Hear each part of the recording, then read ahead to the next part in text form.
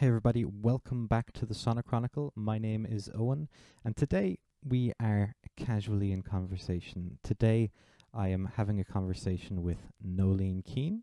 Knoeline is a musician, singer-songwriter from County Galway here in Ireland, and she is a wonderful musician. I've known Knoeline for quite a while. She writes very emotive, very expressive, sad songs, as you will hear over the course of this conversation. She has an awful lot of experience in a lot of areas of music in terms of composition, has studied music, and I've known Knoeline for quite a while, and she and I have played a few gigs together. I think that she has an awful lot to offer to people, which is why I wanted to speak to her to begin with. So without any further ado, here is the interview with Knoeline. Please enjoy. Thank you very much for joining me. I really appreciate you taking some time out of your evening to chat to me about you and your music and everything music related, I suppose. Yeah. We'll get into it over the course of the call to talk about who you're listening to, who your influences are. Though I think I already know who the influences are at this stage. But I suppose first thing to kick off with is as you know, I'm a big fan of you and your work, your music in general. I've kind of spent the last couple of days listening to all your stuff again, just to make sure that I was up to speed with your back catalog. And yeah, it's a powerful back catalog of work in terms of themes that are covered, but also I suppose in terms of the musicality, like it's top tier. Let's not turn this into a session of me gushing about you and your music, all right? Well, thank you. But I also noticed today that it's been 4 years since Good Grief came out. To the day. Ooh, to the day, yeah. I didn't even know that. Yeah. And I knew it was autumn time, but I didn't know today. Yeah, I was on a social media site, and it was like, hey, this happened 4 years ago, and I had shared your release of Good Grief. Yeah. That's a great name for a record, first of all. Oh, thanks. And also, you noted at the time that it's probably your favorite piece of work that you've done, right? Yeah. Is that still the case? No. No, it's not. Okay. Not like, I don't know, EP wise, yeah, because I've only ever really done two. Like I've done three, but the first one was kind of a hidden one that I did when I was a teenager that no one really knows about. Okay. Like sonically maybe still, but stuff I've done since, one song in particular that I've done has been my favorite. It's been like my vision in a song ever since I started. But no, I'm still happy with how Good Grief turned out. How it turned out. Yeah. Is Autumn now your favorite song? Yes. Yeah. Yeah. That is a great piece of work as well. Thank you. Autumn time is coming soon, and it's when everything will die.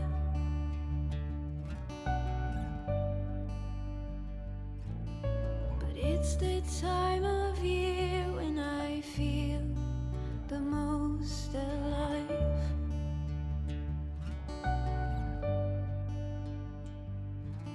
So what does that say about me? Well, I don't know. But I still died a little bit inside as I watched you go. Like listening to that like multiple times, like the instrumentation and like the design of that song and the structure of it is just so well put together. Who plays the fiddle on it? Is that you as well? No, I wish it was me. It is a girl called Ella that I have never met before, but from through a friend got her contacts. It's weird actually. I did meet her before. She probably doesn't remember this, but I was in Galway City and I was in a cafe, and I think we both had like music instruments on our backs and we just were talking about music, and she had said, oh, if you ever need a violin player, let me know. And that's like years ago. And then through someone. I put it up on Instagram just saying, well, does anyone play violin? Like, and they could record at home and just send it to me. And a friend of mine sent me her link, and she plays a lot in Galway and stuff. She's so good. Like, I just sent her the song and she came back with loads of ideas, and yeah, she was so good. Like, she just took the vision the way I wanted it to be. So I love it when that happens, right? Yeah. When you're just so like on the same page as someone, right? Yeah. And there's very little back and forth. Yeah. Because I had a similar experience when I recorded my first EP. Like, they were demo tracks. I had this song that isn't very good, frankly. That I wanted to put violin on, so I was like, this'll kick this off, right? Yeah. And sure enough, it did, right? And the lady that played the violin for me, her name is Trish. I haven't spoken to her in a while now, but she's a friend of a friend. Yeah. And my friend was doing the Irish Music and Dance course in UL. So cool. she knew her from that. So she jumped on and she came down and she had to listen to the track. She's like, oh yeah, I can play this. Yeah. And she had perfect pitch as well. So Really, she was yeah. like, I don't have to do anything here. I can just play this. Yeah, does this work? Yeah. And I was like, yeah, that's exactly what should happen here. She even did some pizzicato and stuff like that on it as well. Cool. Which Yeah. is pretty cool. But yes, Autumn is fantastic. Yeah. Thank you. I kind of was listening to it as well, and there were even like listen to it, kind of, coming back to the idea of influences. I was kind of thinking that, at times there were some turns of phrase that were in there that kind of reminded me of Sinead O'Connor, right? Oh wow. Of like, the way Sinead O'Connor, she's distinctly Irish, right? In terms Yeah. of like her turns of phrase, right? And not even turns of phrase, but the way that she even pronounces things. And there were times when, you said like, I can't think of the lyric, but you were saying you, right? Like, to yeah, right? And that like was just like, oh, like that's very, very Irish, right? In terms of the Yeah. pronunciation of that. And I was like, that really reminds me of what Sinead O'Connor would have done as well. Yeah. So it's really nice. So the other thing that I was kind of wanting to know a little bit more about in terms of back catalogue was the piano on Sleeping Dogs. Do you play a lot of piano? No, not at all. Not at all. Okay. I did a music course in Galway for a year, and we did grade 1. Before that, it was just like I learned music very visually, so it was just I'm not very good with my ears. If I know it sounds ridiculous with being a musician, but I learned really visually. Like, so it's just messing around and remembering where my fingers go. And since then, I suppose, and learning and playing like guitar, I find they kind of like make sense both. Like, the guitar makes sense because of the piano, and so does piano make sense because of the guitar. Even when I was doing my course, and like our teacher would explain like inversion chords, I'm like, oh, and now that I know what that means, right, okay. even though I haven't been playing guitar, like I'm not very good with my theory at all. So I play like I can maybe my hand, maybe my 2 hands, I can count the amount of songs I can actually play on piano. I'm very limited, but I still like throwing a few notes here and there on songs. And yeah. So who played the piano then on Sleeping Dogs? Was it me? That's that was you. Oh, right. Yeah. Okay. I mean, it's simple, but it's effective, right? Yeah. That's what I love piano that's like that. That's just very simple.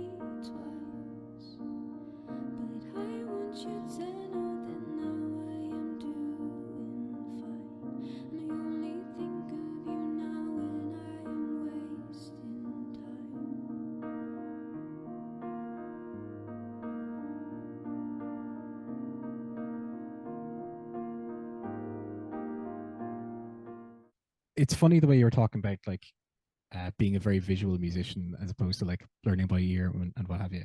So I'd be quite similar in that regard, because like my theory is very limited, right? When you were talking about inversion chords there, I was like, I have no idea what that is, right? So I know like 3 shapes of like different types of scales, right? Yeah. And I kind of do what I can with that. But all of my kind of knowledge comes from years spent messing around with a fretboard, right? Yeah. And then once I learn what middle C is on a piano, I'm like, okay, well now I know that this is a C, right? So I can work my way back and I can work my way forward. And these are sharps and these are flats, right? Yeah. And that's how it goes. So similarly enough, once you have that basic understanding of how an instrument is structured, you can kind of try and figure stuff out, is what I found as well. Although with that said, I was talking to someone the other day. I have a trumpet. It doesn't work with a trumpet, right? Is very much its own animal. Yeah. But when did you go to school for music? Like, was it a music production course or was it? Yeah, I went to it was the Galway Community College. It was just music performance, I think the course is called. Okay. It would have been 2015, 2016 is when I did it. Okay. Yeah. It was great. I learned so much. It's really nice to be. It's really humbling because I would have been in my early 20s, so I was gigging in pubs, and like you start kind of thinking you're like Sinead O'Connor, and you start thinking you're like a celeb, and then you go somewhere like that and you're surrounded by people that are just so talented. You're like, wow, I'm like nothing, which is great. Like it was such a positive, like come back down to earth. And then for these people to be like complimenting you, and you're like, God, it's really nice to be around musicians, like, and different types of music, like musical instruments as well, instead of just like guitars, to learn about other instruments and like their importance in songs as well was great. Yeah, it was really good. Yeah, that's a fair point. Like in terms of like you can get so bogged down in guitar music, right? Because there's just so much of it, right? Yeah. Like as I say, I was talking to a guy the other day about playing trumpet, because he used to play trumpet in like a marching band, right? Yeah. So for him, he had to be very much aware of his place, right, in the band, right? Another lad I was chatting to, he plays Latin jazz, right? Cool. And he only plays the what's it called, the timbale. Yeah. That's the only drum that he plays, right? So he's one of like 5 other percussionists in that band, and each one of them plays a different part of a drum kit, Yeah. So it's really interesting. Yeah. The other thing then as well about being in that kind of situation is that as you say, you get to kind of meet people who are, I don't want to say proper musicians, right, but they're definitely much more experienced, right, and they have a different level of knowledge. I think my favorite time for like when I learned about music was I lived in France for a while, right? And when I lived over there, I was young. I was like 19 or something like that, and I met a bunch of other English speakers, right? Because we all kind of like banded together, right? Because we were all English speakers, right? Yeah. That's what you do when you're abroad, right? Yeah. And I met these Americans, right? And this one guy, himself and myself, we went into town, and we decided we were going to buy guitars because we didn't have guitars. We both played, right, already. We weren't just going to go and learn. But we walked into this guitar shop, and this guy was in there, and he had just like, he was kind of an older dude. He was probably in his early 50s, probably. Had this Olympic white Strat in his hands, and he worked there, right? Had his leg up on a Fender tube amp, and he was playing the most beautiful version of Little Wing by Hendrix that I've ever heard, I think. Really? Yeah. Yeah, but we went in and we bought these guitars, these horrible guitars, right, with massive action and like made out of like plywood and stuff, right? But they did what we needed them to do. And when we got back, I realized just how much I didn't know about playing guitar because the other guy knew so much. Yeah. Yeah, I know. I actually had that experience recently enough. Well, it's a bit different, but we went to see the Ye Vagabonds. Oh yeah. And like they were just whipping out instruments as like left, right, and center, and you just walk away like in a good way. You walk away being like, I'm crap, like, but I love that. But it kind of drives it to be a little bit better then as well, right? Yeah, But yeah, you want to sit down the next day and be like, but were they doing those like riffs? I want to do that. Like, so in one way, I like being around people that make me feel like I'm not good. Speaking of that, right? When you play, right, you play primarily in open tunings, is that right? Yeah. Why is that, if you don't mind me asking? I don't know. I just think I'm just not really that good in standard. I think my hands are very small. I have tiny hands. So doing bar chords is pain in the behind. I don't know if we're allowed to swear on this. No, So we can do what we want, yeah. Yeah, okay, that's fine. Yeah, so it's just a pain. I maybe when I started learning guitar, I was really impressionable. So whoever I was listening to, if I found an open tuning that they were playing, I would have like copied it or just even tried it out. And then I just got stuck in open tuning. And now I get excited about playing in standard, because even when I do pub gigs still, and with my friend Sarah, and even when we do it as a duo, Sarah stays in standard and I stay in open, just to give it like a full sound. Yeah.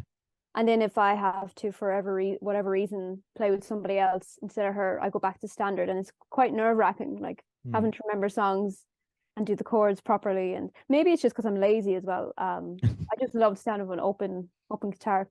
No, I love it's such a full sound. So it is. Yeah. I messed around with OpenC quite recently. And you can do things with OpenC with with one finger on one string that make everything feel and sound that little bit more ethereal. Yeah. Right? If that makes sense. It just makes it sound like it's something like you're playing something that the fairies came up with, you know? Yeah. OpenC is my go-to. That's your go-to? Okay. Yeah. It started off, I don't know if your process was like this, but it was the beginning of when you realize you can tune the guitar a different way. It would have started with drop D, then it would have went to like DAG, that one that's like DAG.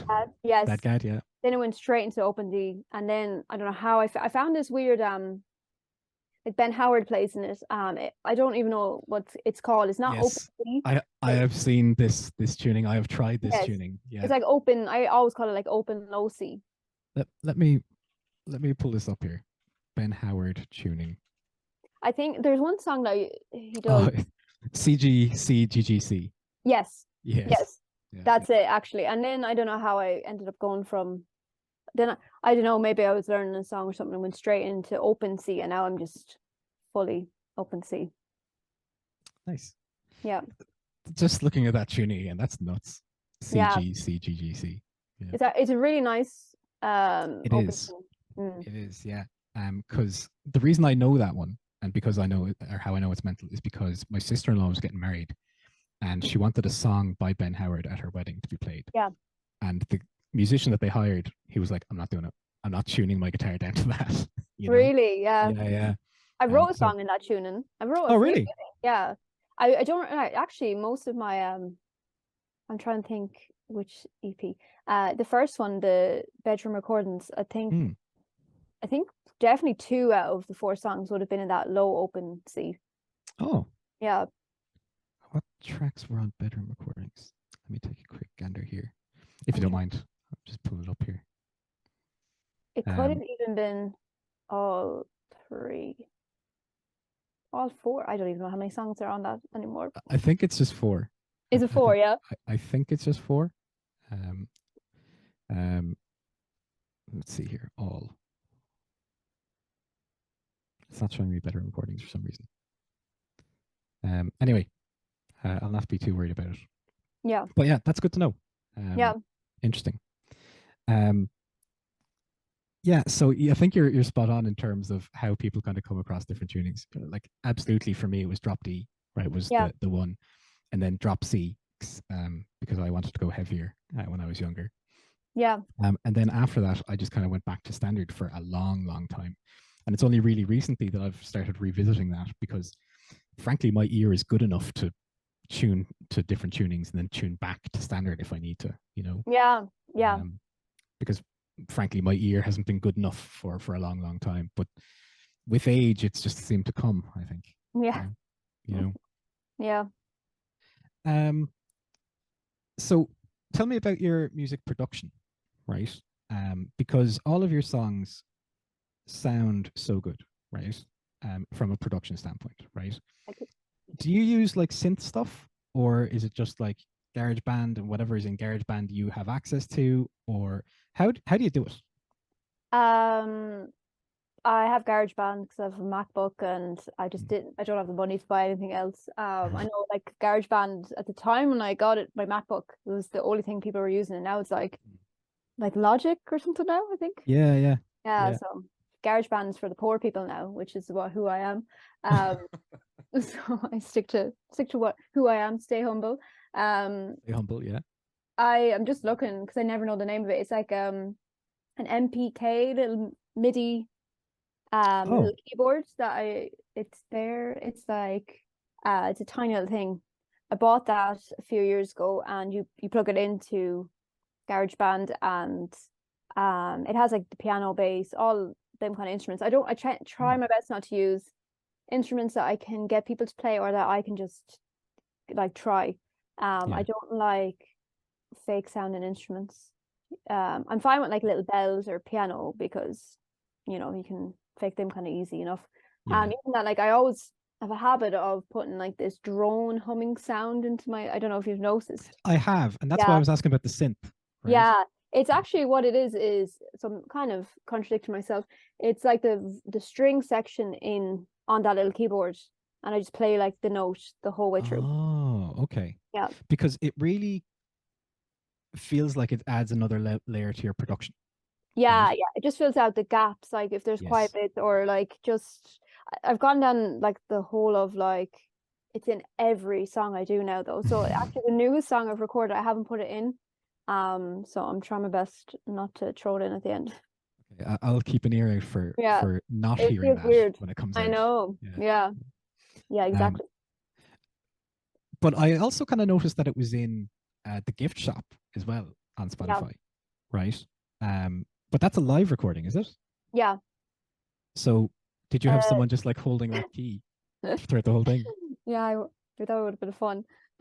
It's what did I do with that? That was actually just I was doing this thing on online just before COVID, where I had started like putting up YouTube videos when I was about 18, 19, trying to be like Justin Bieber, and hey, it worked for him, right? Yeah, there's no reason why it wouldn't work for anyone else, right? Yeah, exactly, yeah. And some of them were like 10 years old, so I went and redid them for the crack, because I had nothing else to do, and just to compare them, like do the video and try and do it the exact same, but just do it now, like. And I had done that gift shop song was my first ever original I put up online. It was just me like playing it in the bathroom, and great acoustics. Yeah, I always did them in the bathroom. So and then I re-recorded it, but I had the audio, so I just transferred the audio into GarageBand and layered it that way. Yeah, so very good. Yeah.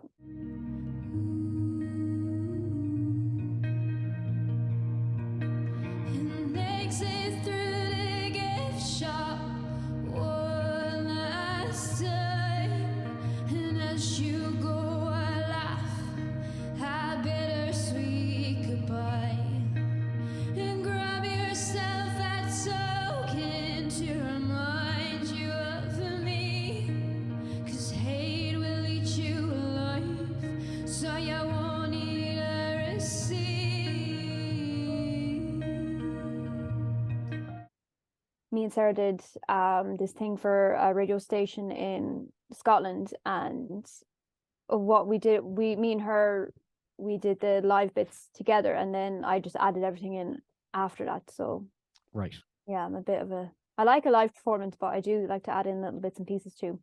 Yeah, because I've noticed that on your recordings on YouTube or the ones that you put on Facebook, on your Facebook page, facebook.com/Knoeline Keane music, as for a little plug for you, that there are layers to the vocals. Yeah. Right. And obviously your guitars get like reverbed quite a bit. Yeah. And by guitars, I suppose I mean just the one. Which, like, how do you do that? Do you do that in post, or do you do that with the signal going in directly? when it's like a live cover, just say, or a video. Yeah, yeah. Well, I just whatever, I have this little like laptop mic. It's like a USB mic. I would record just me singing it once with the guitar, like straight, and then afterwards I would sit and sing into the mic, the double vocal, and then Gotcha. sometimes if it's not like, when you put reverb on, like you notice yourself, it's going to reverb the guitar anyway. Yeah, yeah. So if I wanted a more pristine cover or original live take, I just would do like a photo maybe of it on the video, and then I would record the thing separately. So guitar first, then Gotcha. vocal. Yeah, so Yeah. then at least you can edit the guitar and vocal separately, because it's so hard to do it when you do. And I would, funnily enough, when I did my first EP, I just like pressed record on a button, sang, played into it, and then expected it to sound like unreal. Yeah.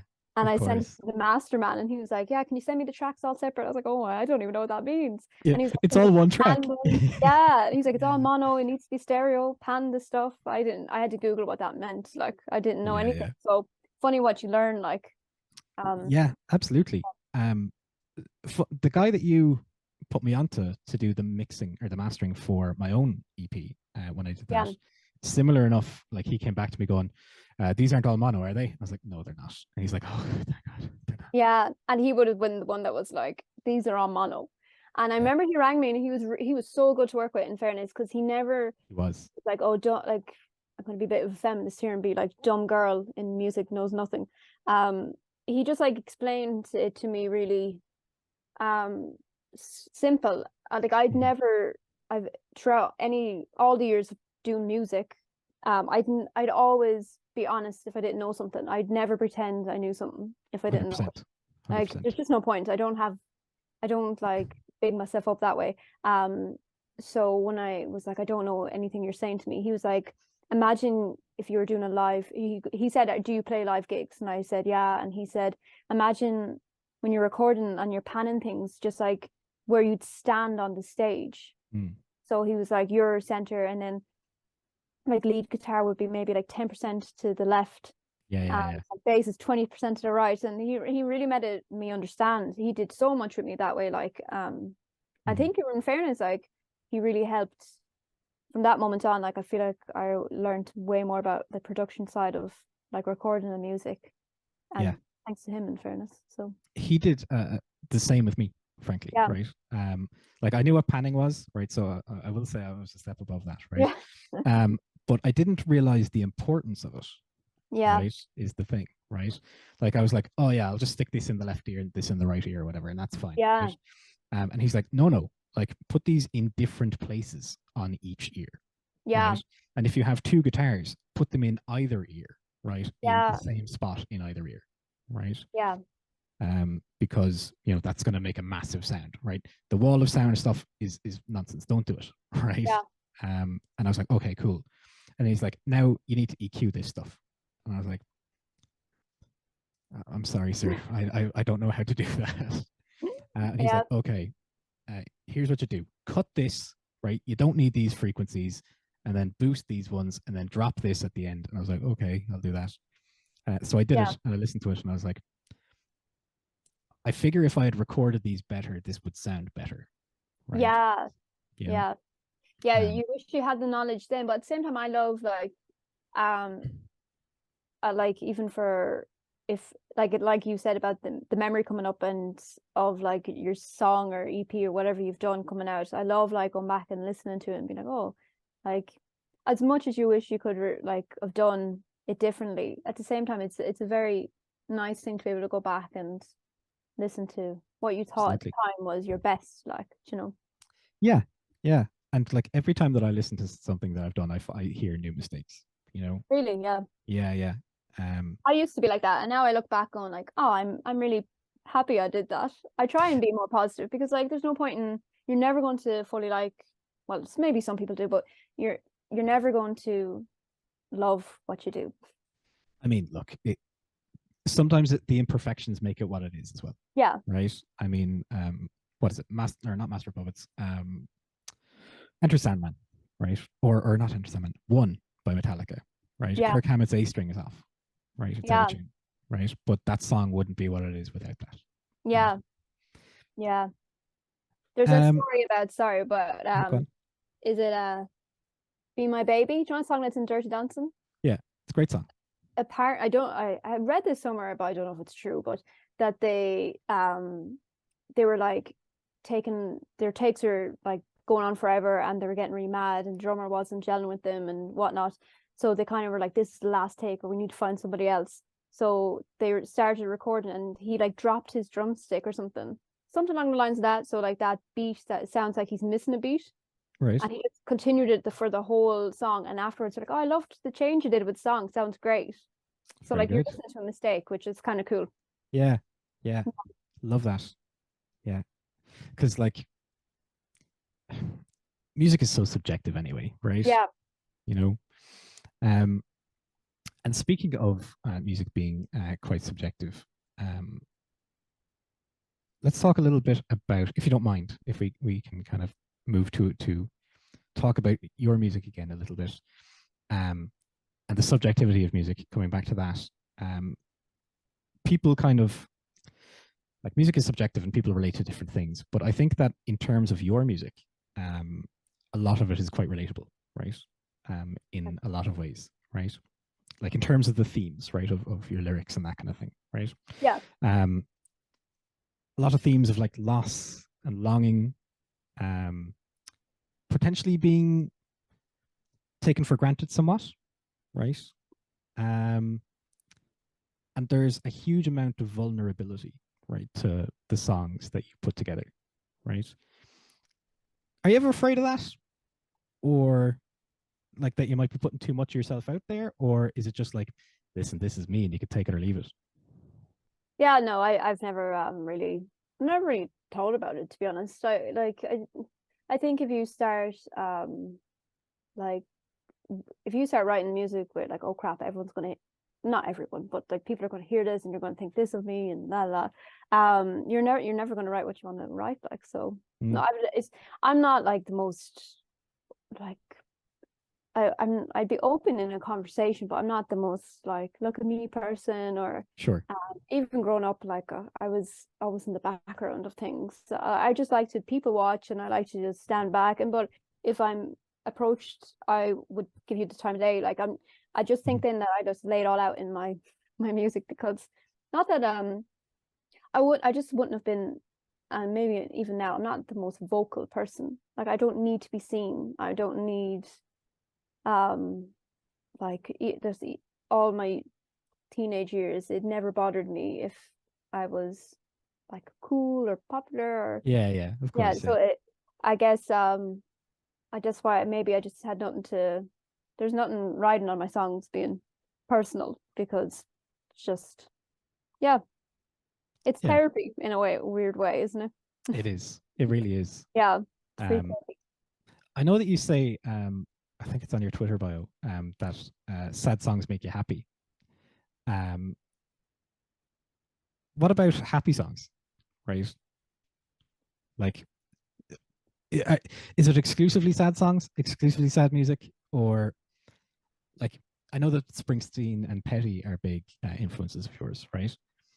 And they aren't always, I suppose, the saddest of gentlemen, right? No.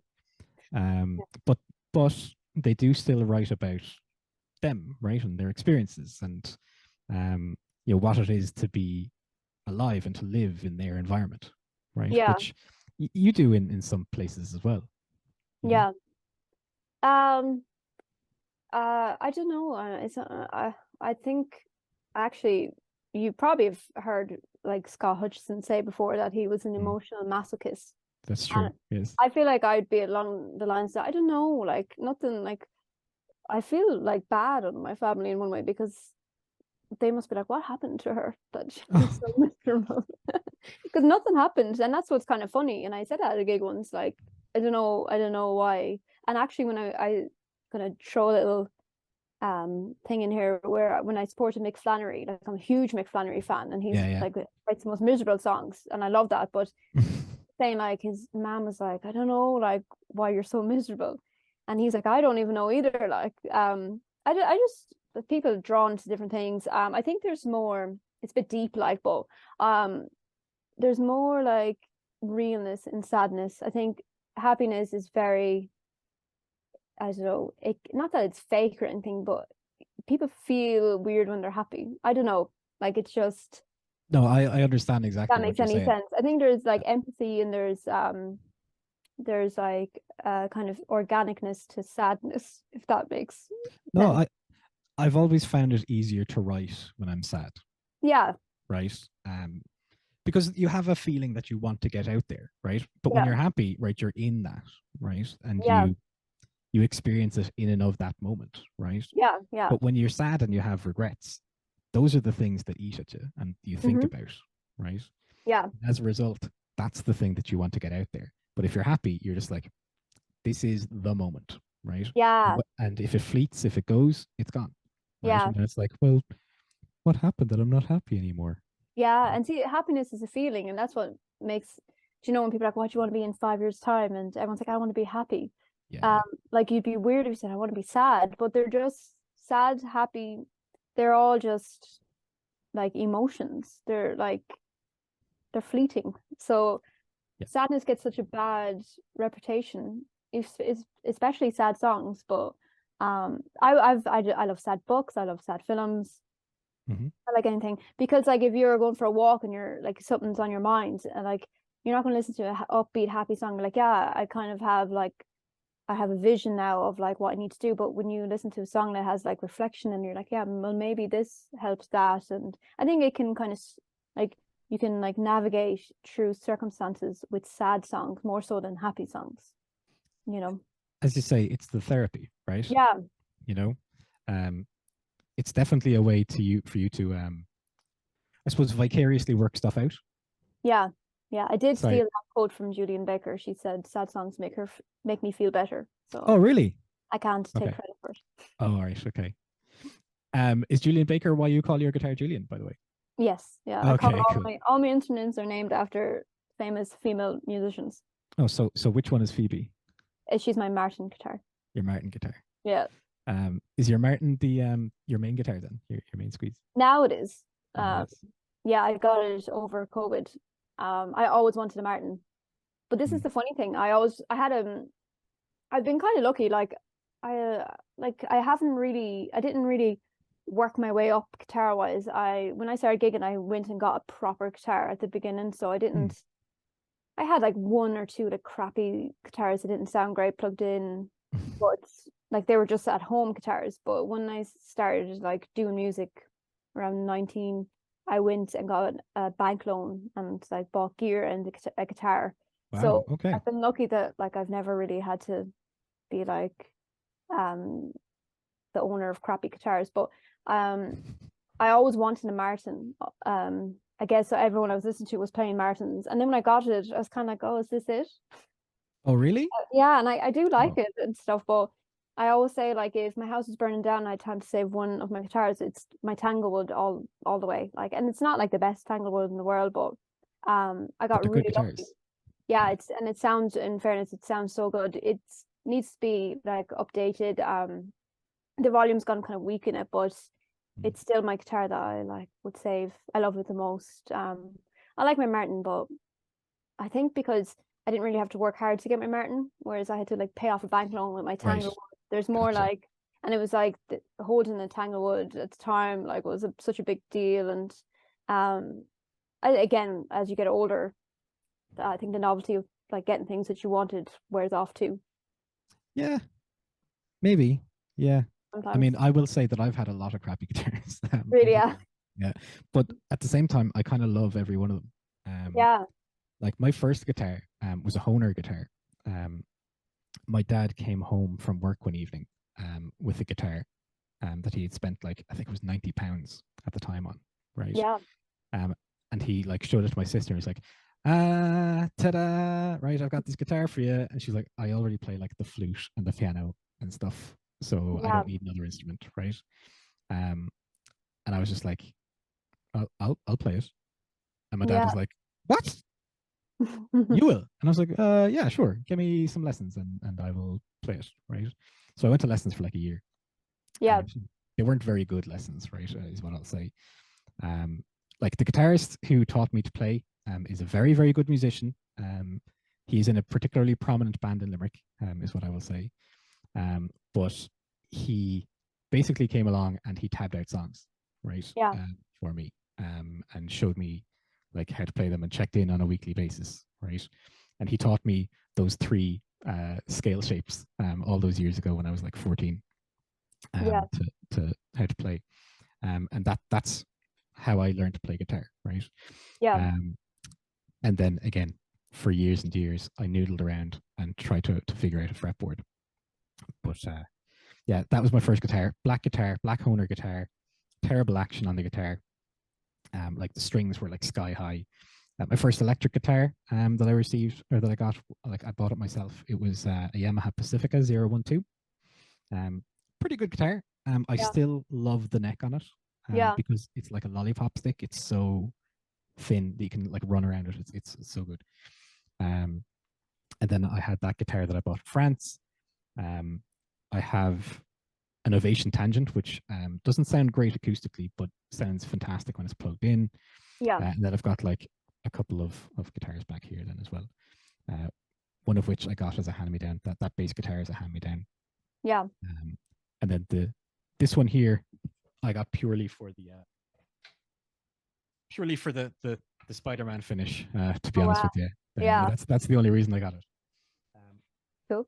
But funnily enough, when I set it up, the action on it and everything plays fantastic. Really good. But suffice it to say, I didn't get any bank loans. I just, got what I could over the years. Figuring stuff out. But at the same time, you knew what you wanted to do, right? Yeah. So you were going to go and do it. Yeah. So what else did you get? Did you just get a guitar and an amp, or what? I bought gear as well. I bought one of the lads from town that we know was moving to Australia, Canada, one of those places, and was selling his speakers, JBL speakers, I'm gonna say. Oh yeah. I wouldn't know for sure, even though I had them for so many years, but sold them with the little PA box, and then I got like this man my father knew was like selling like in this like scrapyard place, was selling I love that. Yeah. Yeah, Daddy was funny at the beginning. Like he was like my biggest fan. Like bringing me everywhere, bringing me to gigs, like buying my CDs, selling them, and then now it's like, oh, were you gigging last night? It's like, yeah. He is like so out of touch. And that's the funny thing. I love that about like your family and your friends. At the beginning they're like, whoa, and then it's like, oh, do you gig anymore? Yeah. Like, and you're You're doing still at the music. yeah, and you're doing your big gigs, and there's kind of like, best of luck. Yeah. But yeah, I had them speakers for years, and they did so many musicians used to borrow them. And I just sold them, I think, was it last year? Because they were massive, they were so big. And then when they went from me like gigging with loads of different people to just me and Sarah now, like they're massive and all that jazz. So I went and bought EVs. Okay. What I have now, and they're like smaller. And I bought a new little PA box thingy. I had to buy a new one because we were playing at a stag once, and stag man came up to sing a song, and he went and he plugged out the guitar without like turning off the volume. Oh no. And for some reason everything just popped, and like the box just blew. So I had to go get it. Did you just happen to be playing in a place that the stag came into, or okay, right? Like you weren't hired to play a stag, and you were like, no, this is like a great idea. Yeah. No, we were just there. We were the residents there. Yeah. Yeah. Speaking of Sarah, and the Reeds, which is your folk band, right?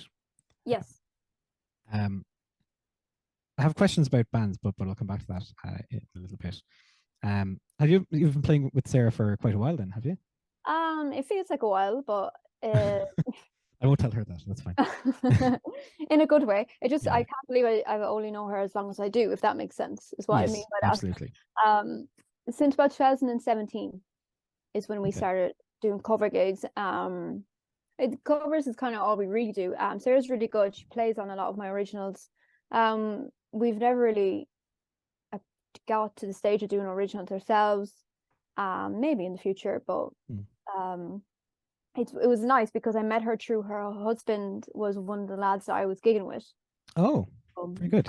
And he was just like, we were out one night and he was like, at the time, my girlfriend is looking to gig with somebody else because they gig together as well. And they're so good together. They're like, it's like Johnny Cash and June Carter. Oh, really? Like their harmonies are unreal and they're just so good. But she was looking just to gig with somebody else for the experience. And then that's how we ended up gigging. And it's the happiest I've ever been. Not saying this in a disrespectful way to anyone I've gigged with, but it's the happiest I've been gigging with someone because it's when it's just two and it's especially girls. Like I used to gig with a lot of lads and like as much as I'll admit when I don't know something, sometimes you'd be afraid to be like, well, I think we should do this song or I think if you turn up, can you please turn up my mic? You're afraid that you'll be viewed as like the diva. So yeah. I mean, I get it, right? Yeah.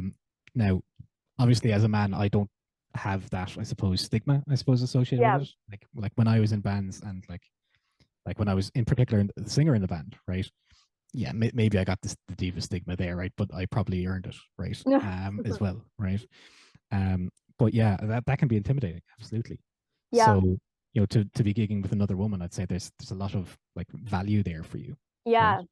and it just means that like my struggle is her struggle too when it comes to like I don't like to harp on about it too much because I'm not a feminist. I'm like, if there's a word, the equalist. That's what I am. I think women shouldn't be better than men shouldn't be better than women at anything. And but at the same time with music, we did get a bit of sexism when we were gigging. Now maybe I speak to men who say that they get the same problems we do, so maybe it's not a thing, but it just you're kind of conditioned to just go straight for that as a girl in a man's job, because at the end of the day, I always say, like Jack White said once, like when someone walks into a building and there's a girl drumming, it's always like, oh, the drummer's a girl. Like no one will ever just go, oh, cool band. Like yeah, that is there's true. always a comment, and I do it. Like if I'm watching something on TV, I'm like, oh, their drummer's a girl. Like why? Who cares if the drummer's a girl? But you know, like guilty as charged here as well. Is what I would say. And I'm doing it out of a place where I'm like, that's so cool, but it shouldn't be out of the norm. It shouldn't be a stigma, right? Or it shouldn't be the novel. Right? Yeah. Yeah. And what about the recognition from Phoebe Bridgers? With the reeds. I love telling the story, but I actually met Phoebe Bridgers once. Tell me more. We were going to their gig me and my friends were going to their gig in 2019. It was when she was with Conor Oberst, with their band, and it happened so perfectly because I got into Dublin late. Mike finished work late, and then he ended up bringing me down the wrong roads of Dublin, and as we were walking to the gig from like this other way than the usual way, it was in Vicar Street, I think it was. Okay. They passed us, so I was like, please, can we go back? And he was like, no, because you'll be embarrassing. I was like, I promise I won't. So we went back and we had this little talk as we were walking really fast to get to them, saying, look, we'll just pretend that we went the wrong way and we end up bumping into them. We had the big plan met out. And he was like, no pictures. I was like, that's fine, I'll suffer that. And dude, you should have gotten the picture. I'm kind of glad we didn't, because I would never be happy with that picture. I would always be like, look, the state of me beside her. So I pretended to turn and be like, oh, hi. But I did this really like excited, my voice goes I have a high pitched voice anyway. I'm very nasally, but when I get excited, I'm extremely high pitched. So we just were like, oh, we're going to your gig. We're big fans. And then we just ended up talking like for about 2 minutes about the weather, because that's what you do. Yeah. Right. Instead of telling her everything that I needed to tell her, which is in one way it's kind of nice. And I do like the Bright Eyes, but wouldn't be a massive fan. So it was so easy to talk to him, and I was just chatting away to him, and I was like, do you like Ireland? And you should come to Galway sometime, the usual Yeah. Enjoying the nice weather, and they're like from LA, and here I am. Yeah. With like 20 degrees sunshine in Ireland. Like, Yeah. yeah, it was kind of cool. I got to show. I have a Phoebe Bridgers tattoo, so I got to show her. Oh, I instantly had to mock it before she could mock it in her head. okay. So I was like, everyone thinks it's cousin It from the Addams Family, but like it's not. But I like. Oh, it's the ghost from that album Yeah. behind it. Yeah. Yes. Yeah. So it does look like cousin It. So which is I love the Addams Family. So 2 in 1. 2 in 1. Yeah. Yeah. Nailed it. Yeah. So and then with the fire emoji thingy, we just tagged. We did a Boy Genius cover, and we tagged the girls in it, or the boys, as they like to be called. And Oh yeah, because Boy Genius. Yeah. yeah, and she sent back a fire emoji. It's kind of cool. Yeah, that is kind of cool. Dreamcatcher in the rearview mirror. It hasn't caught a thing yet. $20 in souvenirs. Anything's worth trying to stay out of your nightmares. Few hours in your dreams last night, and always end up dying. You said because of course I did.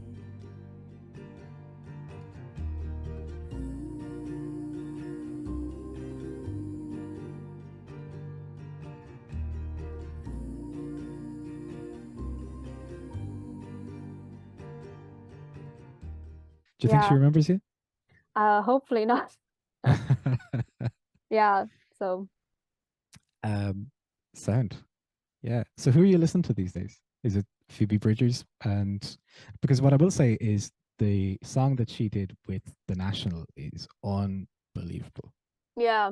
I think everything she does. I don't think I've ever come across a song that I don't like that she's done. Yeah. So it's her on replay is usually around this time of year, because I actually found Stranger in the Alps. I found it around like end of August, September time. The year it came out. I don't know, like, do you know, like YouTube does that suggestion thing, and I was listening to like a Julian Baker song, and it suggested going into this other song, and it was a song from her, and then the next song was Funeral, but she hadn't actually released her album at the time, so it was just a live recording of Funeral. And I was playing it was actually my launch for Good Grief, was like 2 weeks time, and I was like, this song is so good, I have to cover this song, because we were playing in a church. So me and Sarah, we quickly, like, I just scribbled down what I thought the lyrics were, and yeah, we played it in a church, and it was so good, so nice. But yeah, so I think I just hold like fond memories of that album around this time of year. I was listening to a lot of Boy Genius as well. We went to see them. They were in Dublin in August, and I actually came away like loving Julian more, because like I would have, like, I'm a big Phoebe fan, and I love Julian as well, but I came away like rediscovering her stuff. Like new wise, I'm just trying to think. I just like do playlists, to be honest. I just create of songs that I like. I like, God, on the spot. There's a girl that I listen to. Sorry, I don't mean to put you on the spot. But not at all. Holly Humberstone is her name. Humberstone? I think that's how you pronounce her second name, but she is like, she's very pop, like not like pop, but she's like sad pop. It's not what I usually go for. But yeah, she's someone that I'm like new wise that I listen to. Oh, her album is called Paint My Bedroom Black. Yeah. Wonderful. Yeah, it's actually just released, I think, last week.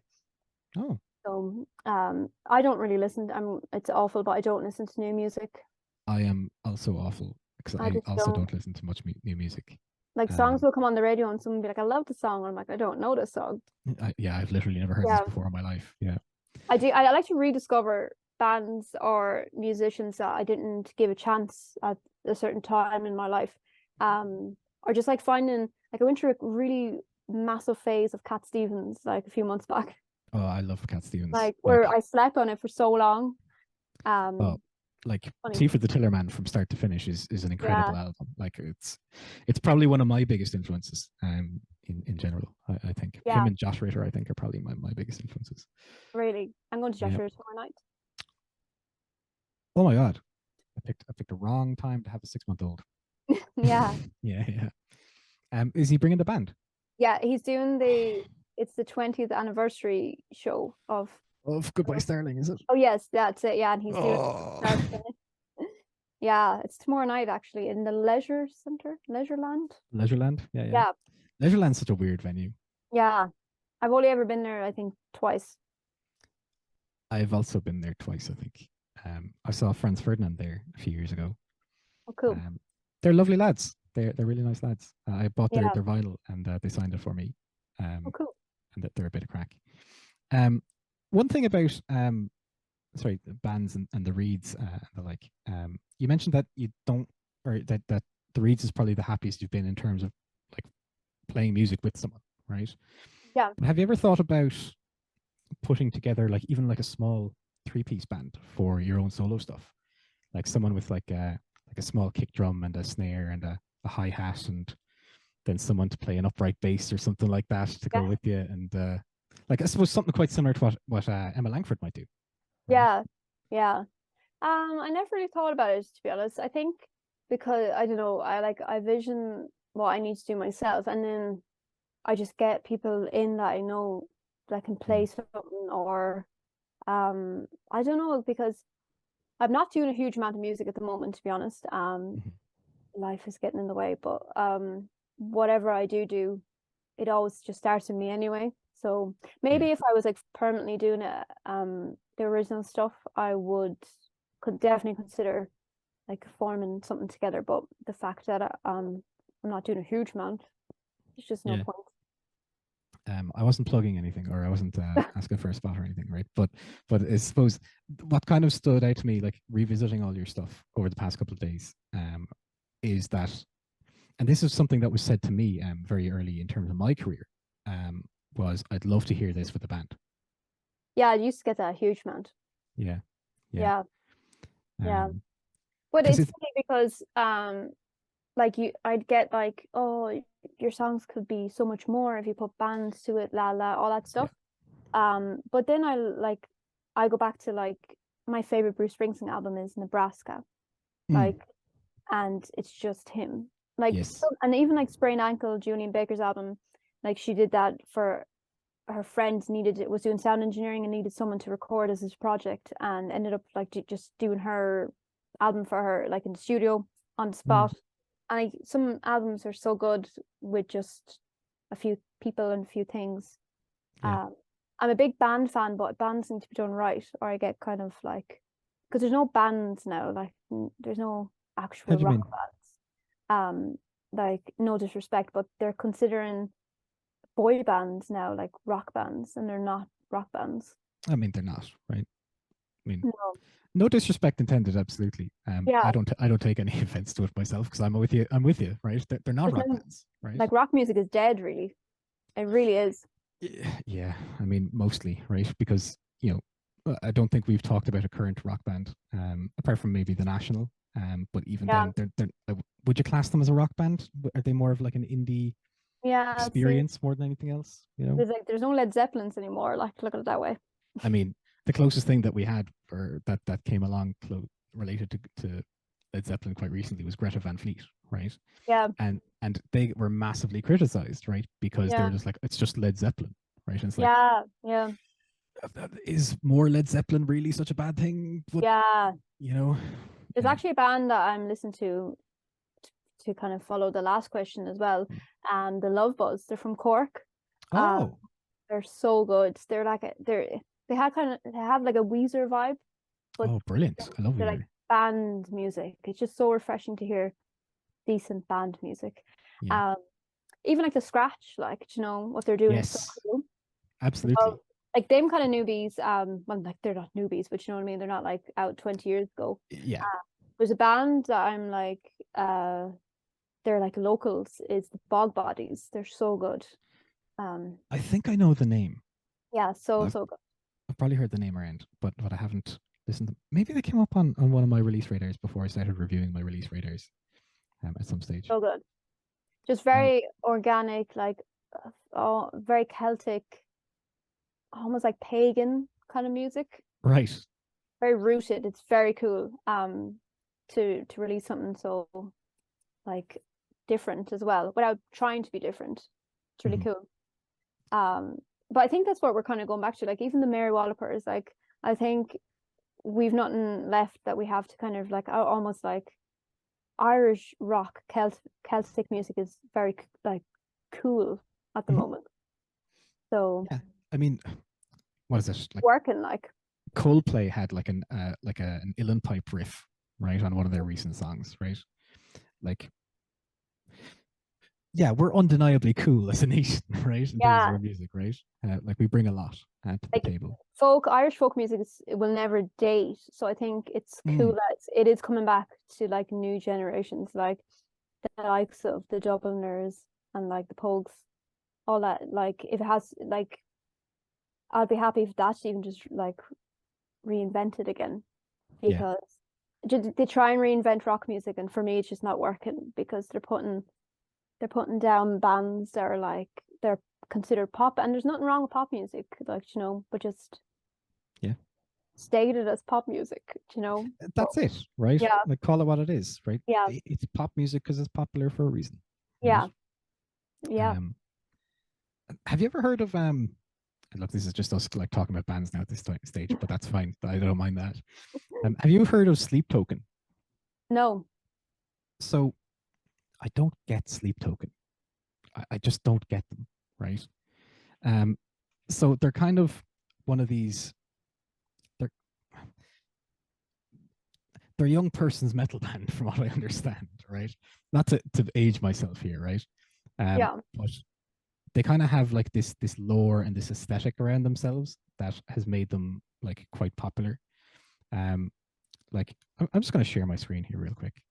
So they've built up this real mystique around themselves.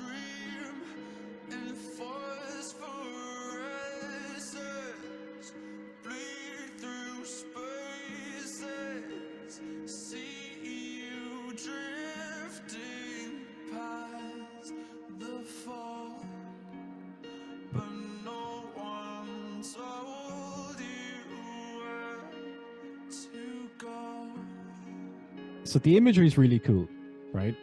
Yeah. But it doesn't really go anywhere from what I recall. And this is 8 minutes long. It sounds like this the whole way. Kind of, yeah. Like, I think there's like, yeah, okay. So, probably drop C there. So, it's an interesting one, right? That like, that kind of band is around, right? Yeah. But his vocal is super boy bandy. Yeah, it's so perfected. Yeah, isn't it? It Yeah. feels like it just snaps to it feels like there's auto-tune there. Right? Yeah, it's so clean. Like maybe that's why I know it kind of sounds like a cop out, but why I like recording at home and like with bare minimum gears, because I like that kind of like demo recording songs. I like that feel. You've nowhere to hide. Right? Yeah. You know, So perfect nowadays. Like everything's just so clean. Yeah, and that really kind of suits the themes of your music, right? As well, right? Yeah. And the style of music that you make. One last question for you, because I know that we're kind of coming up here. Do you prefer electric or acoustic these days?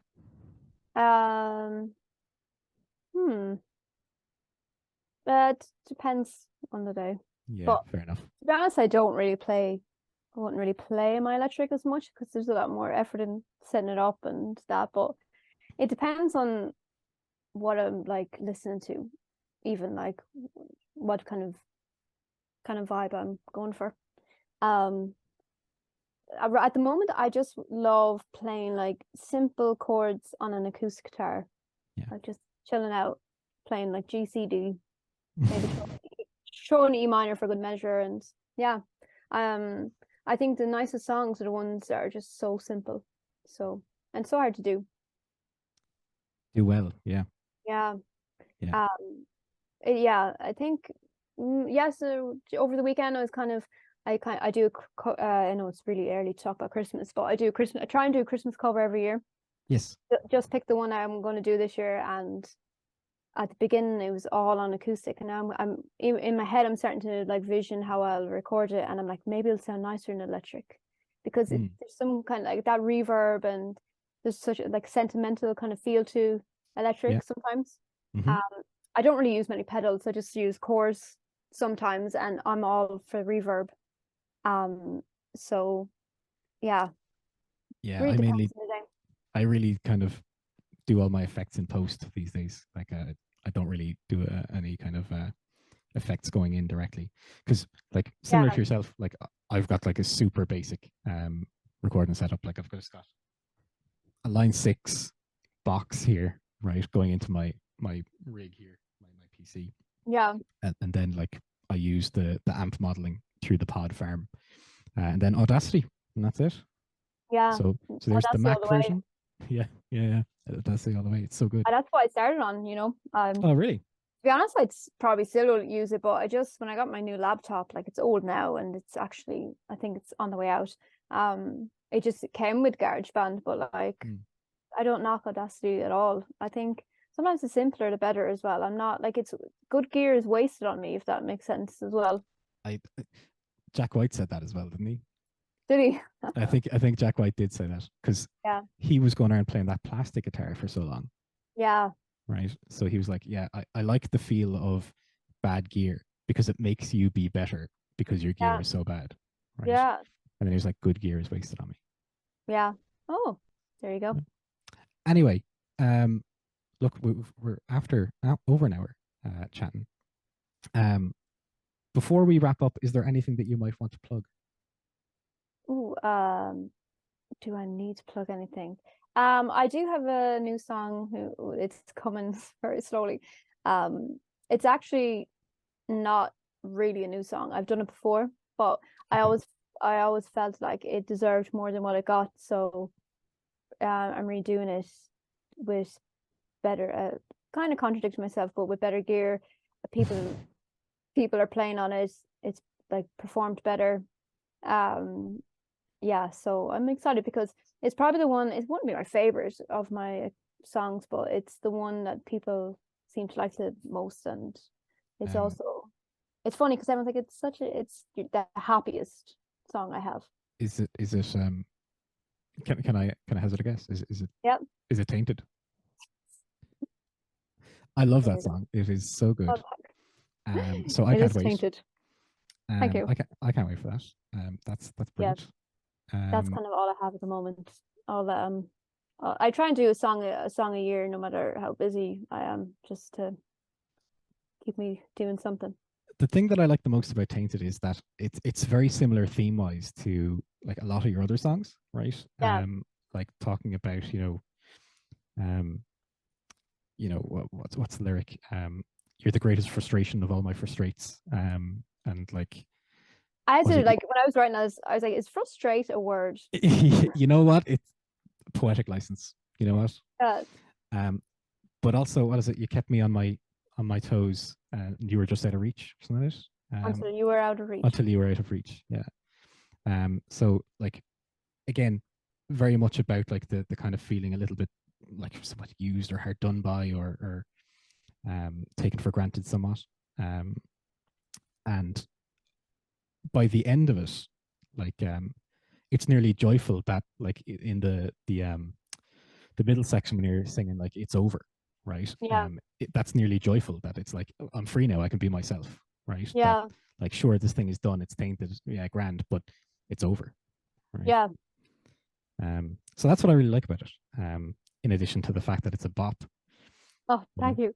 It's so funny because we were given a project in the course I was doing to like write an original to bring to the table and put instruments on it, and I was kind of starting Tainted, and the only rule was it had to be kind of a song that was only about 2 weeks in your mind, so I couldn't use anything that I had already done, and it was kind of the bones were done, and I brought it, and one of the lads played a mandolin on it. It was so nice. Kind of had this little country vibe, but I never liked the song. And then when I did it for the EP, and I actually don't really like the EP version at all. No offense to how it's done. Fair enough.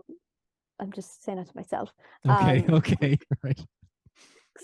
I think that someone else played on it, but no offense to that either. And then when I did it with Sarah, I loved it. We did a live take for that radio show, and I always just felt like it should have gotten like more attention. I've grown to like it. Like at the beginning, maybe I just didn't care for it. I don't like hate it in any way, but it's a funny one.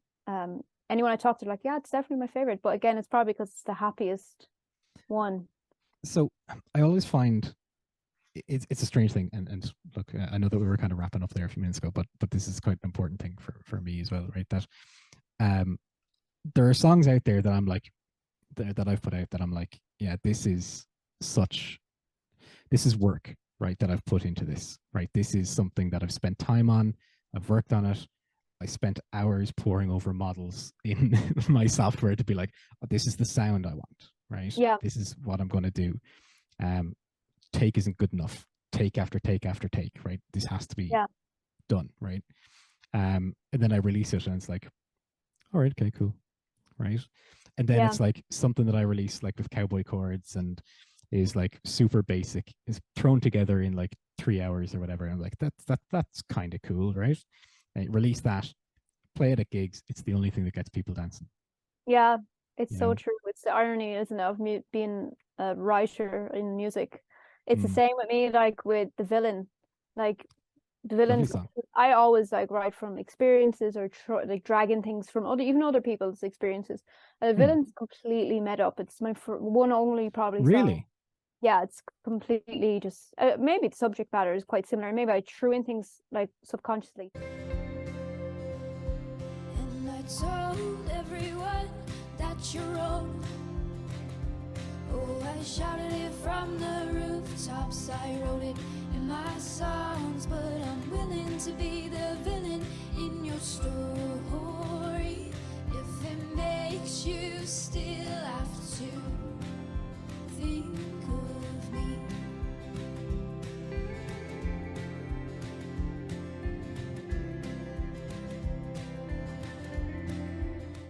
But it was the one that like was getting radio play and like people, and it's the highest streamed song on Spotify. And then I did Autumn, and Autumn was a song that like I probably took like about 3 years to put together and like finalize. And it's my least like doing well song online. But I always thought before like releasing it was so precious that I was like, if this flops, I'm gonna be so disappointed, and like I listen back to it, I'm still so happy with it. I'm like, if that's my last song, I'm so happy. You can't do it mad. Yeah, like it didn't pee me off at all, like that, because it's subjective, but I really didn't care that no one was like listening to it or sharing it, or it really didn't bother me at all. Because I can still like listen to that song and be like, I'm so proud of that song. It's the most like out of all the songs I've done, it's the one that turned out the most like me. Whereas The Villain, like sometimes I'm a bit cringy when I listen to him, like, oh, it's too boppy, it's too like of course too happy, it's just too like, I don't know. But yeah, does it feel like you're wearing someone else's skin? Yeah, kind of, because like even I had to do like an interview for a radio about it, and it was live and stuff, and he was like, so who's the villain and tell me about it. And I was like, I actually don't know, because I just threw it together. It was over COVID, the first year of COVID, and I had time to just for once write a completely made up song, because I've never done it before, and it was like a little project, and then it just became the song. So yeah, it's so like Tainted kind of sits in the middle of that, because it kind of is funny, because I even kind of changed some of the lyrics when I re-recorded it, because to make it more personal. But I don't really have an idea of who or what it's about anymore. But yeah, I'm kind of proud of how much people took to it at the same time. So it's kind of like in between the two things, the two songs, like between the love and hate. But we'll see how it turns out. It's not finished completely yet, but it's funny because I showed my sister it a few weeks back, and she's like, it sounds so like breakfast at Tiffany's. So every The time you hear original. it, yeah, like yeah, as in like you'll say we got nothing. The next time you listen to Yeah. the intro Tainted, like you can literally sing it along too. So I'm gonna be probably copyrighted. But Oh no. Because I was listening to it and I was like, this is kind of like the intro to one of my songs. And I'm like, really, oh no.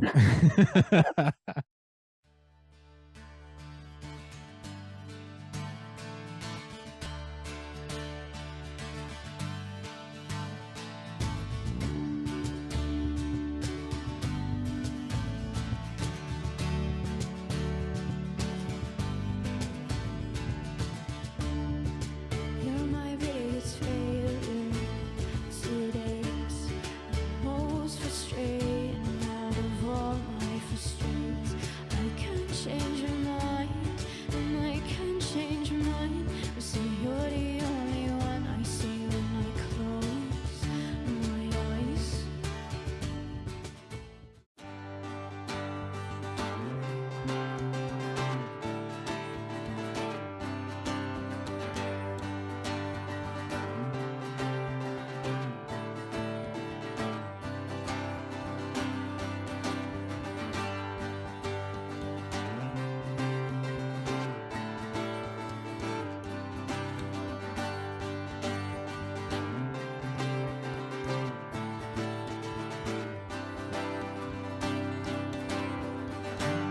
Waking up to look out across the bay.